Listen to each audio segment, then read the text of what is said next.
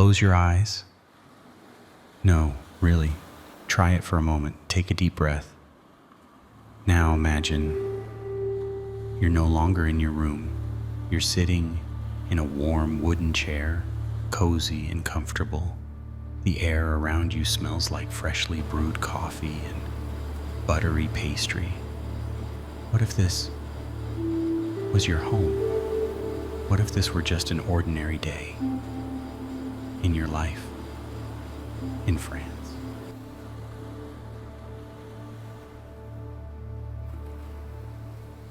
Imagine, if you will, that you are here. The world outside, with its clamor and its rush, has momentarily dissolved, and in its place, a small, quintessential Parisian café materializes around you. You're nestled into a woven bistro chair, the kind that has cradled generations of dreamers, writers, and lovers. The air itself seems to hum with a gentle melody, the soft, melancholic strains of jazz piano, a sound so intrinsically Parisian, it feels like the city's own heartbeat made audible. It's a delicate counterpoint to the muted symphony of Paris, awakening beyond the steamed-up windows, the distant sigh of traffic, the rhythmic swish of a street cleaner's broom, the first tentative chirps of city sparrows. Before you, on the small marble-topped table, rests a simple yet profoundly perfect still life. A flaky, golden croissant, its delicate layers whispering of butter and warmth, and a bowl-like cup of creamy café au lait, its surface a swirl of rich brown and comforting white. The aroma is intoxicating, a blend of freshly roasted coffee beans and the sweet, yeasty perfume of pastries just moments from the oven of a nearby Boulangerie. This morning ritual, you sense, is more than just breakfast. It's a cherished ritual, a gentle start to the day, a quiet celebration of life's little luxuries. There is no rush here, no imperative to gulp and go. The French café, particularly in these early hours, is a sanctuary for savoring. The coffee is meant to be savored, not hurried into a to-go cup. This unhurried pace, this deliberate engagement with the senses feels like an initiation, a gentle easing into a different way of being. The soft, golden glow of a cafe window illuminates your little haven, and as you watch the light catch the steam rising from your coffee, you feel a profound sense of peace, a dreamy Paris cafe ambiance that is both relaxing and deeply invigorating. Even the subtle clinking of cups from other tables, the murmur of hushed conversations in French, adds to the cozy tapestry of sound. The warmth of the cup in your hands is a grounding presence, a simple anchor in this unfolding dream. This moment, this perfect Parisian cafe moment, is a threshold. It's an entry point not just into a day, but into a sensibility, an understanding of how life here is approached with an appreciation for its small, exquisite pleasures. The choice of a simple croissant and coffee, items so fundamental yet capable of such perfection, speaks volumes about a culture that values quality over needless complexity, a theme that will resonate throughout your imagined day. You lift the croissant. It's impossibly light, yet the aroma promises a rich satisfaction. The first bite is a revelation, an explosion of flaky, buttery layers that shatter delicately, melting on your tongue. It's the taste of craftsmanship, of tradition upheld daily in countless boulangeries across the city. You imagine the scene just a short while ago. The baker, his hands dusted with flour, exchanging warm greetings with the first customers of the day. Perhaps there was a small queue, a telltale sign of a truly special bakery, like the famed Poilâne in Saint-Germain-des-Prés, known for its exceptional sourdough and pastries. You picture yourself in that queue, the anticipation building, the shared appreciation for this daily bread, this cornerstone of French life. You might have even learned to distinguish between a standard baguette and the superior baguette tradition, smaller perhaps, but baked on site without additives, a testament to the French dedication to quality, even in the most everyday items. This daily pilgrimage to the Boulangerie is clearly more than a mere transaction for sustenance. It's a small, vital strand in the social fabric of the neighborhood, a moment of connection, of belonging. Even as a newcomer in this imagined life, you feel the warmth of that potential connection, a counter to the anonymity that can sometimes pervade large cities. Through the cafe window, Paris continues its gentle awakening. The light shifts, growing stronger, painting the cobblestones outside with longer shadows. Early risers pass by, some with the brisk efficiency of those heading to work, others with the more leisurely gait of those on their way to their own cafe rituals. There's a certain purpose in their steps, yet an absence of frantic haste. They carry themselves with an air that is both focused and composed. The city is coming alive, not with a sudden jolt, but with a graceful, unfolding rhythm. And from your vantage point, you are a privileged observer, a silent participant in its morning poetry. The petit déjeuner, as the French call it, is intentionally light, a delicate overture to the day, because, as you understand it, lunch will be a more heartier meal, another cherished pause in the day's composition. Leaving the comforting embrace of the cafe, the lingering taste of coffee and butter on your palate, you step out into the Parisian morning. The air is cool, carrying the faint, complex scent of the city, a mixture of damp stone, distant exhaust, the greenness of plain trees, and still, faintly, that irresistible aroma of baking bread. You decide to wander, to lose yourself in the labyrinthine charm of one of Paris's historic neighborhoods. Perhaps your feet lead you towards Le Marché, with its grand hotels particuliers standing shoulder to shoulder with quirky boutiques and hidden secret courtyards, oases of quiet green tucked away from the bustling streets.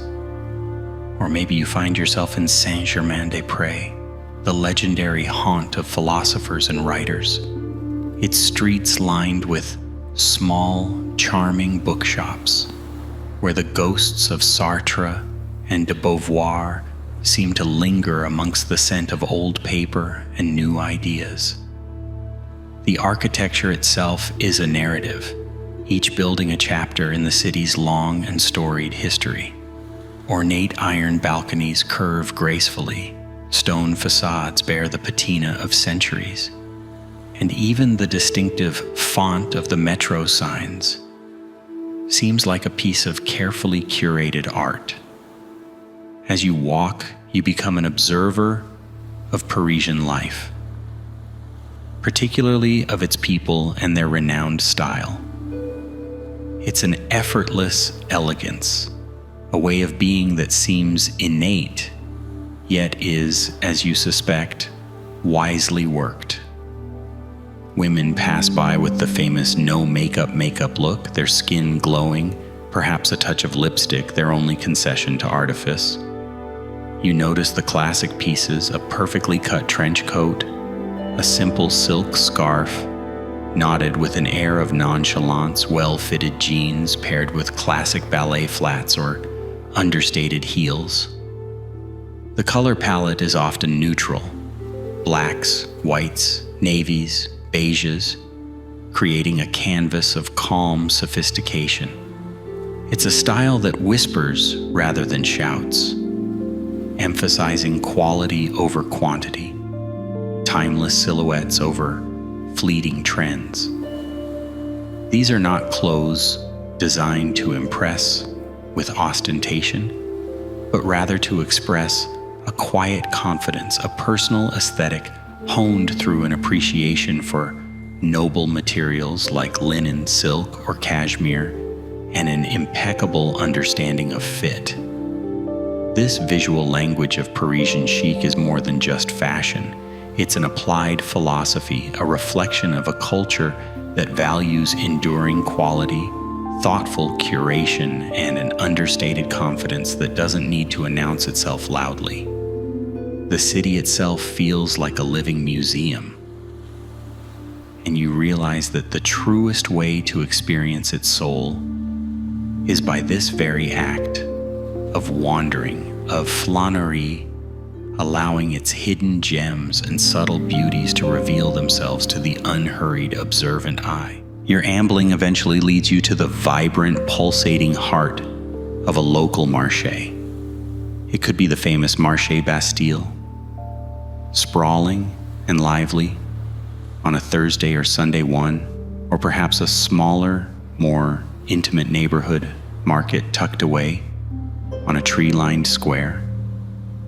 Instantly, you are enveloped in a feast for the senses, an immersive cultural adventure.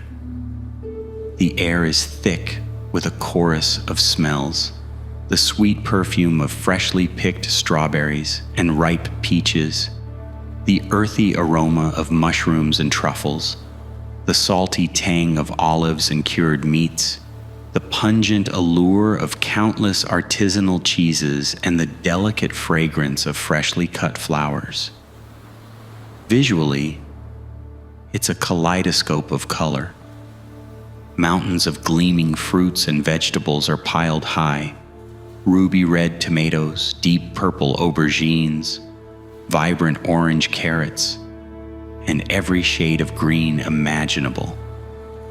Stalls overflow with an astonishing variety of cheeses, from creamy brie and pungent Roquefort to delicate goat cheeses adorned with herbs or ash. Bakers proudly display their arrays of bread, not just baguettes, but also rustic pains de campagne, rich brioches, and delicate pastries. The sounds are a lively cacophony: the cheerful calls of vendors extolling the virtues of their produce, the friendly haggling between shoppers and merchants, the rustle of paper bags, and the general hum of a community engaged in the joyful pursuit of good food. You see Parisians prioritizing fresh, local ingredients over processed foods, carefully selecting their items, perhaps exchanging recipes or tips with the vendors. This is not just shopping, it's an interaction, an experience rooted in interaction and style. You decide to assemble a simple picnic: a crusty baguette tradition, a wedge of Comté cheese, a handful of sweet cherries, and perhaps a small bouquet of wildflowers. The exchange with the vendors is a charming dance of polite French phrases. A bonjour, madame, monsieur, a merci, an au revoir, and expressive gestures, a universal language of commerce and connection. This market is a vibrant testament to France's rich agricultural heritage, its terroir, and the deep cultural respect for seasonality and quality ingredients. It's a living calendar, showcasing the best of what the earth offers at any given time, and a place where the social fabric of food culture is woven daily, connecting city dwellers to the rhythms of the land and to each other. With your market provisions carefully stowed in your basket, you seek a moment of respite, a quiet space to savor your purchases and the morning's experiences. Your steps might lead you to the elegant expanse of the Jardin du Luxembourg, a beloved refuge for Parisians. Here, amidst the formal flower beds, the sparkling fountains, and the poised statues, life slows to a more contemplative rhythm. You find one of the iconic green metal chairs, easily movable to your preferred spot, and settle down to observe the surroundings. Children laugh as they push miniature sailboats across the Grand Basin. Elderly gentlemen engage in animated games of chess. Couples stroll hand in hand along the gravel paths, and students read quietly under the shade of ancient trees. It's a place where Parisians slow their pace, slipping into the city's most poetic rhythm. Going early, as you have, allows for softer light, fewer crowds, and more peaceful people watching. These public green spaces are clearly more than just parks. They are social living rooms, extensions of personal space where the city's inhabitants come to relax, reflect, and quietly enjoy the shared beauty. Alternatively, you might choose a different kind of sanctuary, one of Paris's lesser-known museums.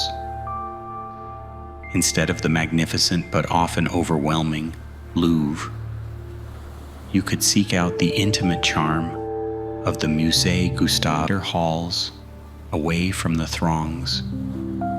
You can engage with art and history on a more personal level, finding true treasures.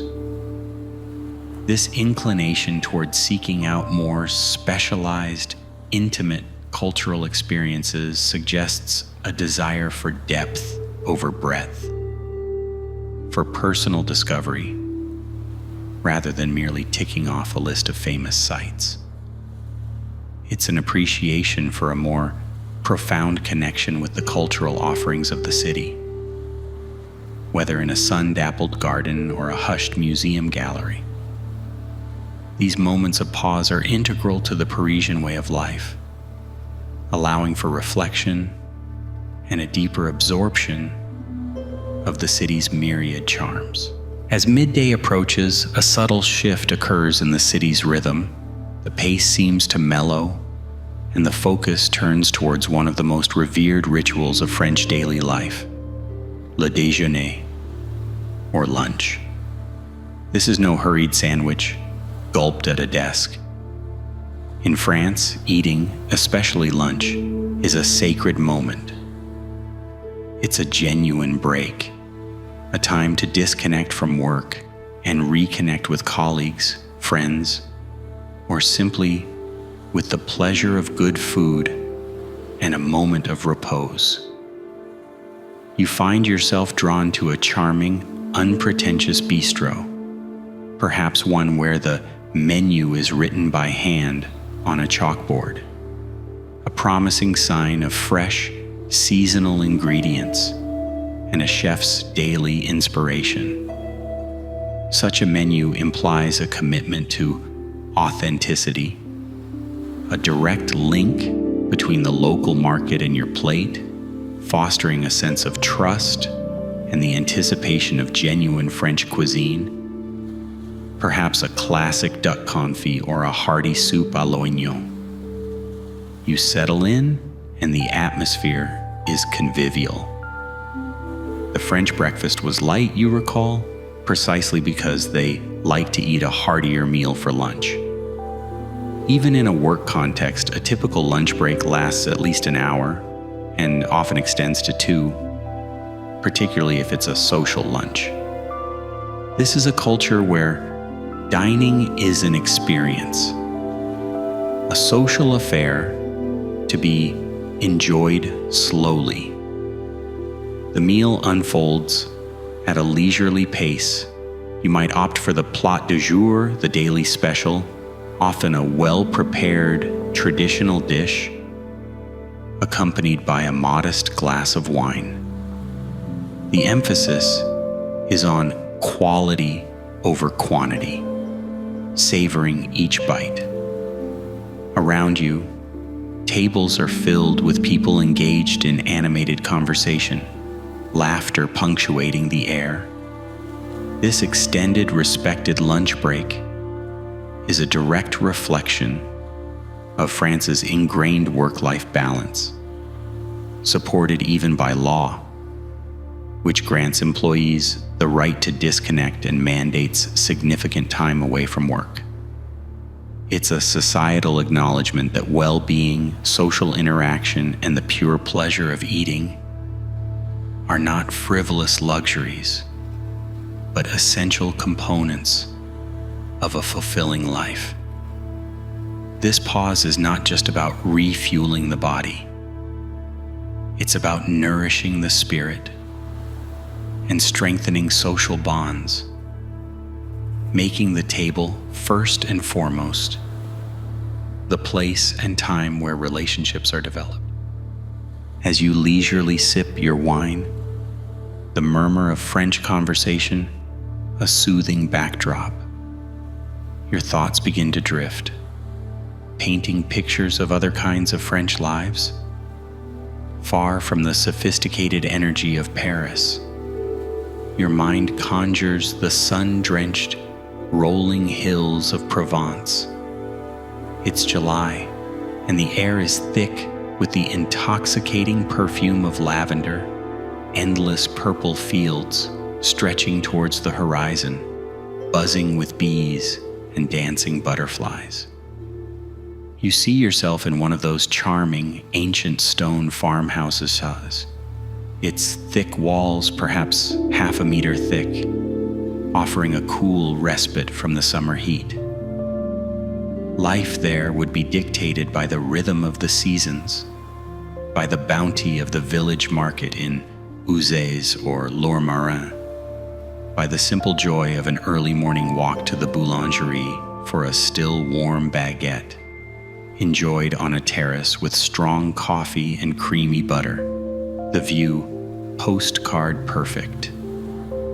You imagine the unique character of hilltop villages like Gordes or Roussillon, their ochre hues glowing in the Provençal light. There might be challenges, the famed Mistral wind, the initial reserve of some locals, or the paradise for spiders, cobwebs, and dust that an old stone house can become. But these are mere footnotes to a life steeped in natural beauty and a slower, more deliberate pace. Then the vision shifts, and you are transported to the Garden of France, the verdant Loire Valley.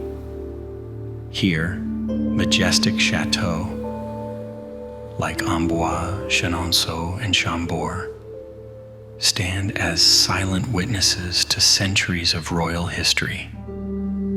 Their elegant Renaissance architecture and meticulously designed gardens, once considered outdoor salons, reflecting an era of unparalleled artistry. You could be living near the final dwelling place of Leonardo da Vinci, the Château du Clos Lucé, surrounded by his ingenious inventions. Life in the Loire would be characterized by douceur de vivre, a unique sweetness of life, The climate is temperate.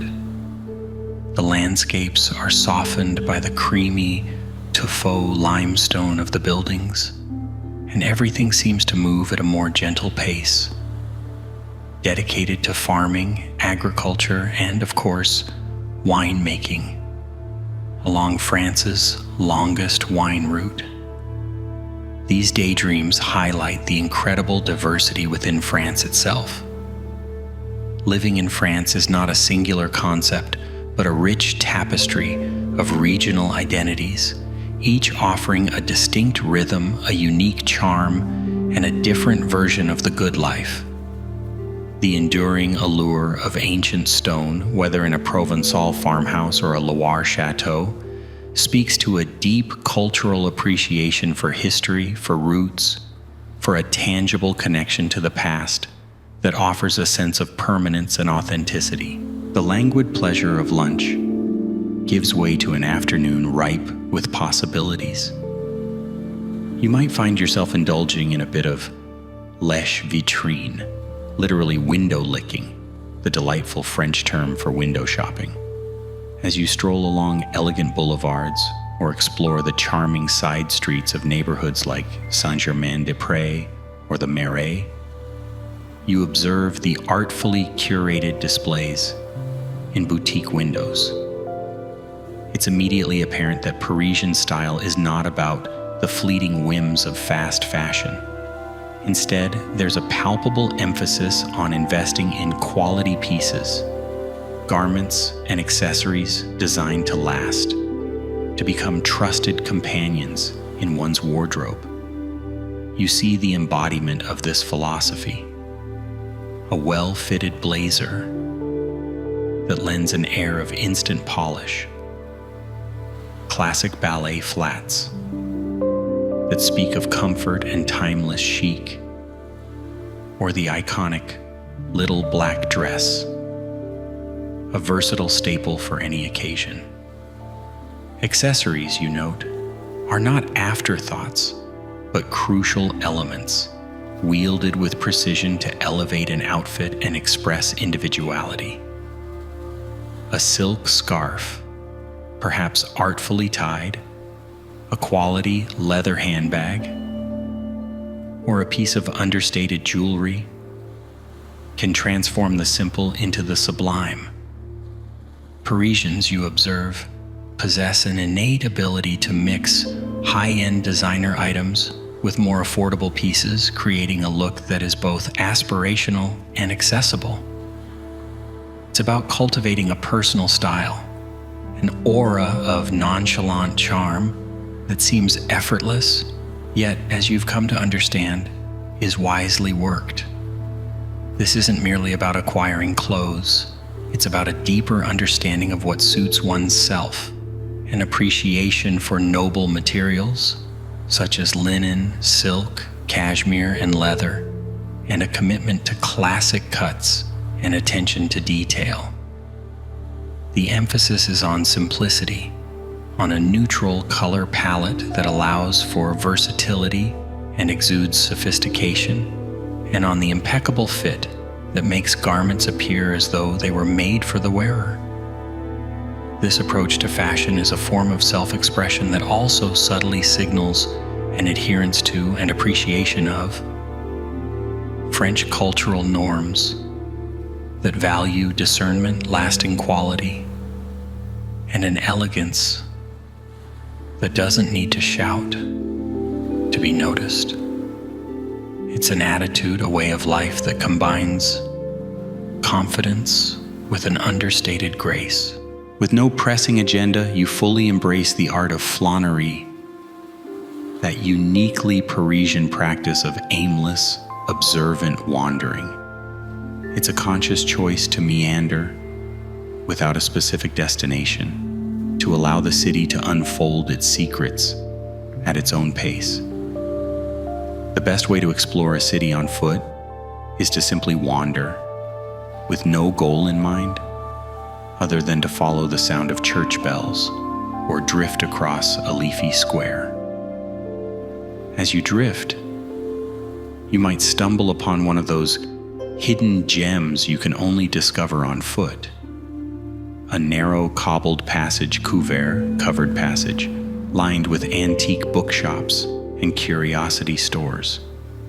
A sun-dappled, quiet square where locals are engaged in a lively game of pétanque, their metal boules clinking rhythmically, one, or the workshop of a craftsman, a luthier perhaps, or a bookbinder, diligently practicing an age-old skill.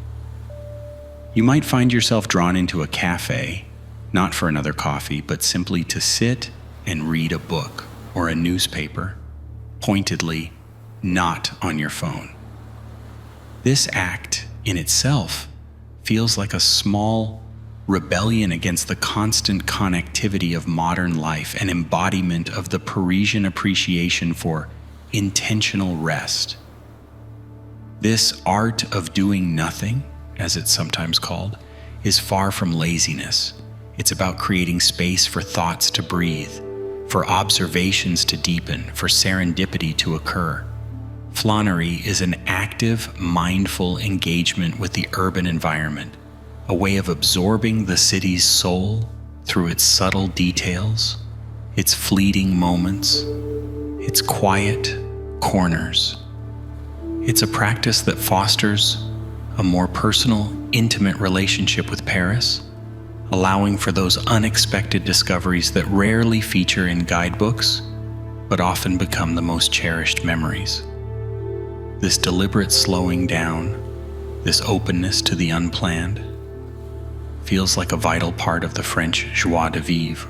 As the afternoon light begins to soften and lengthen, casting a golden glow over the city's rooftops, a distinct shift in ambiance occurs.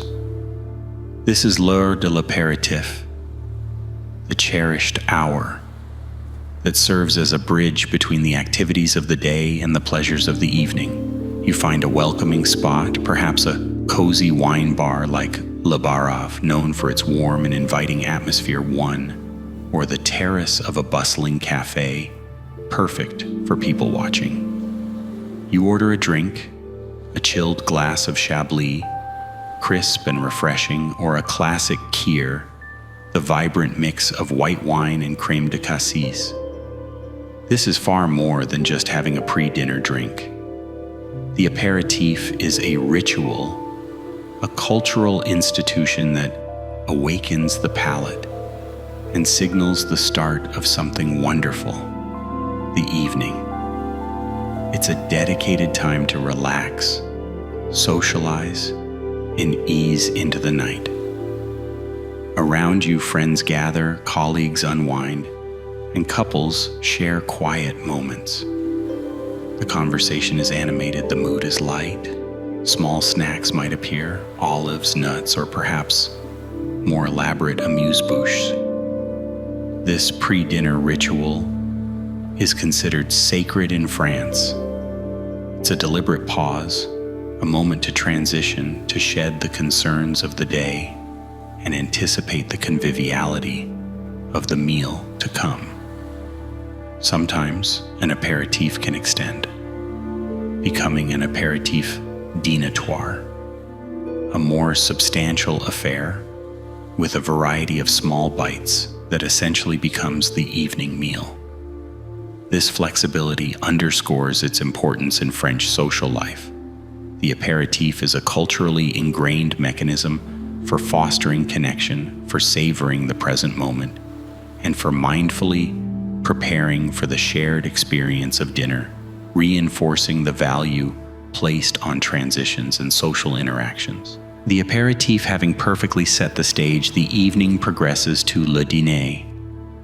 This too is an unhurried affair, often a celebration of being together, where the food, while central, is beautifully complemented by conversation and shared experience. You might choose a classic bistro, perhaps one recommended by a local, where candlelight, conversation, and food, prepared with care, take precedence over Michelin stars.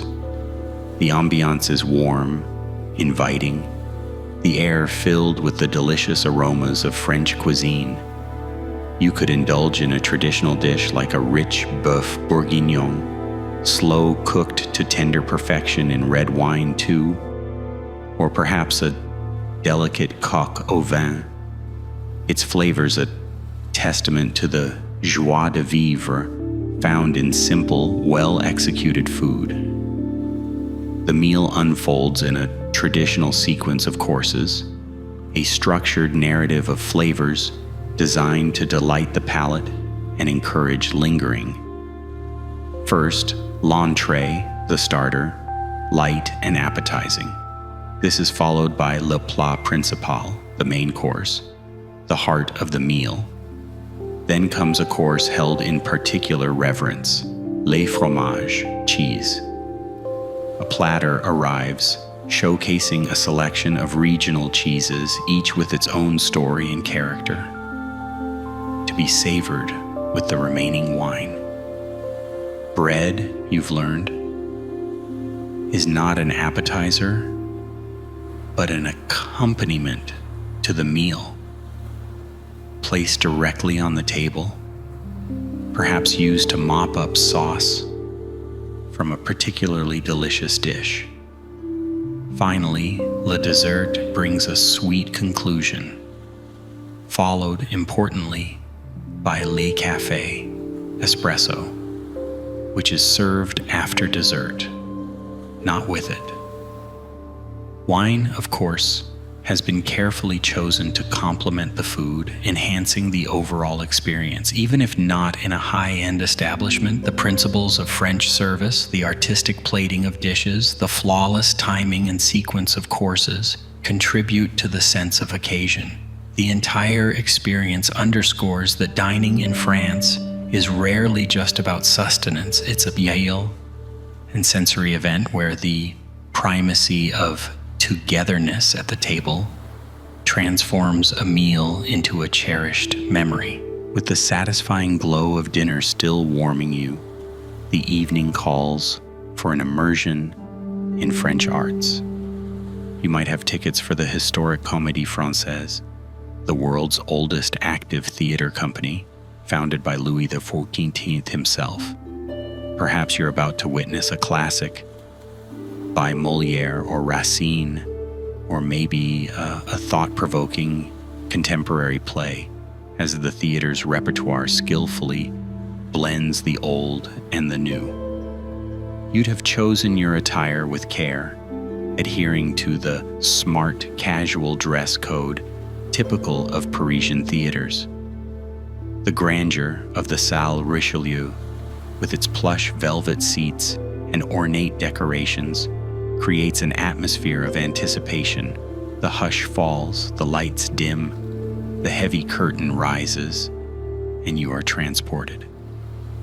The Comédie Française, with its unique alternation system, presenting several different plays in the same week across its 3 stages, ensures a constantly vibrant theatrical landscape.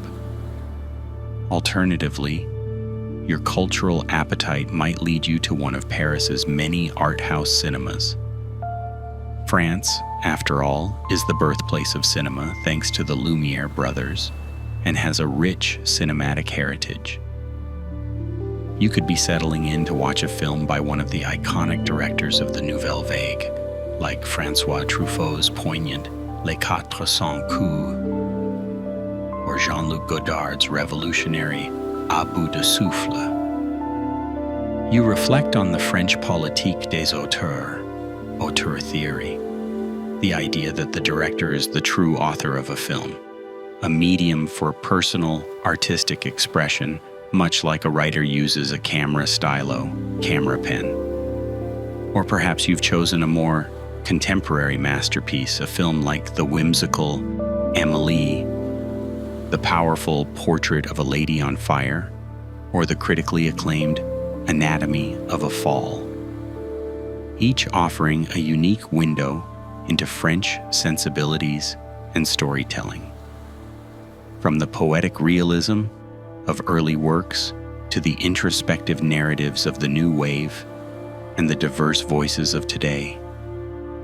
French cinema often serves as a mirror to the nation's society and psyche, exploring complex human relationships and philosophical questions with a depth and artistry that resonates globally. This engagement with the arts, whether theater or cinema, feels like an intellectual and emotional staple of French life, valued for its contribution to cultural discourse and personal enrichment. The final act of your Parisian evening is a quintessential experience, a nighttime stroll along the Seine. The city, which pulsed with energy during the day, now exudes a softer, quieter charm. Paris by day is beautiful, but Paris by night has a charm of its own. The air is cooler, and the sounds are more muted, the gentle lapping of water against the quays, the distant murmur of lingering café conversations. The grand bridges, Pont Neuf, Pont Alexandre III, are beautifully illuminated, their reflections shimmering on the dark surface of the river. And then, on the hour, the Eiffel Tower, that iconic sentinel, bursts into 1,000 sparkling lights, a dazzling spectacle against the inky sky. The riverbanks, now less crowded, offer a peaceful escape from the bustle. You might lean against the stone parapet, watching the bateau mouches glide by, their lights trailing like comets. Perhaps, as if on cue, you hear the faint strains of a violin, won from a street musician nearby, the melody weaving itself into the romantic tapestry of the night. The warm evening air by the Seine is gentle on your skin. This simple act of walking along the river with the illuminated city as your backdrop feels profoundly Parisian. The Seine at night is more than just a picturesque scene.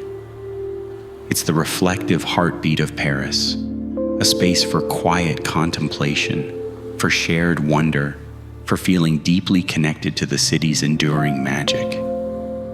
It's a moment of collective calm where Parisians and visitors alike pause to appreciate the timeless beauty that surrounds them. As the enchanting Parisian night deepens, you make your way home. What does this imagined home look like? Is it a classic Parisian apartment, perhaps in an old Haussmannian building, reached by a winding staircase or a tiny, ornate elevator? It might be small, as many Parisian dwellings are, perhaps only 30 square meters, but imbued with charm and character. You've learned that finding an apartment in Paris can be an epic undertaking, a competitive market fraught with crooked walls, weird layouts, low ceilings, and even moisture issues. Yet these imperfections become part of its soul, a testament to its history. You've lovingly decorated it with finds from brocantes, flea markets, creating a cozy personal haven. From your window, you gaze out at the city lights, the rooftops of Paris stretching before you, the sounds of the city now a familiar, comforting lullaby. Or, as your eyelids grow heavy, the Parisian scene begins to dissolve, and your mind drifts back to those earlier daydreams, to another vision of home in France. Perhaps it's that ancient stone house amidst the lavender fields of Provence, its thick walls promising coolness in summer and warmth in winter, especially with a crackling fire in a golden wood stove. You can almost smell the air, fragrant with thyme, rosemary, and the distant scent of pine. You picture yourself waking to a postcard-perfect view, enjoying a leisurely breakfast on a sun-dappled terrace. The only sounds, the buzzing of bees and the chirping of cicadas. Life in a Provençal village, with its unique charm and slower pace, its bustling markets and strong sense of community, feels incredibly alluring. You acknowledge the quirks, the potential for rising damp in winter, the ever-present dust from lime render, the lively population of spiders. But these are mere eccentricities in a life rich with sensory beauty and a deep connection to the land. The charm of French living, you realize, often lies in this embrace of character and history, finding beauty in the imperfectly perfect rather than striving for sterile modernity. The day, a rich tapestry woven from countless sensations, experiences and reflections, gently draws to its close. The essence of French life, whether it's the vibrant joie de vivre of Paris or the gentle douceur de vivre of the countryside, lingers in your thoughts, a warm ember glowing in your consciousness. And now, as this imagined journey concludes, the question remains, echoing the one you might ask yourself after such a profound immersion. If you truly had the chance to weave your life into the intricate and beautiful fabric of France, where would your heart choose to reside?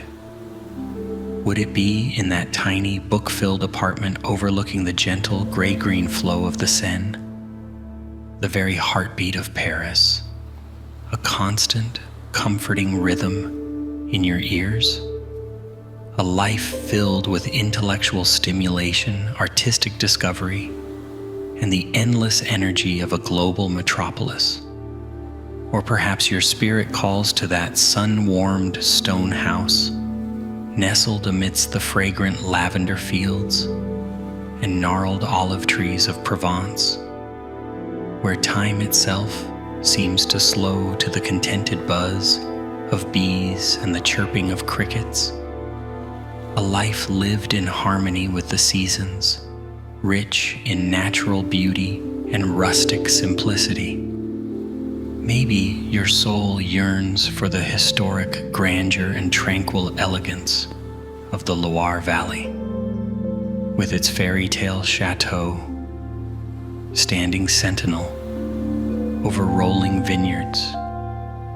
A life steeped in history and the sweetness of life that defines the region. Or could it be the glamorous azure embrace of the French Riviera, the Côte d'Azur, where life is lived under an almost perpetual sun, amidst sparkling blue waters, golden beaches, and picturesque coastal towns? A life of sophisticated leisure, perhaps, but also one offering charming villages and breathtaking natural beauty. Each offers a different dream, a different rhythm, a different facet of France to call your own. Each promises a unique path to that elusive yet deeply desired art of living well. Where would your French story truly unfold?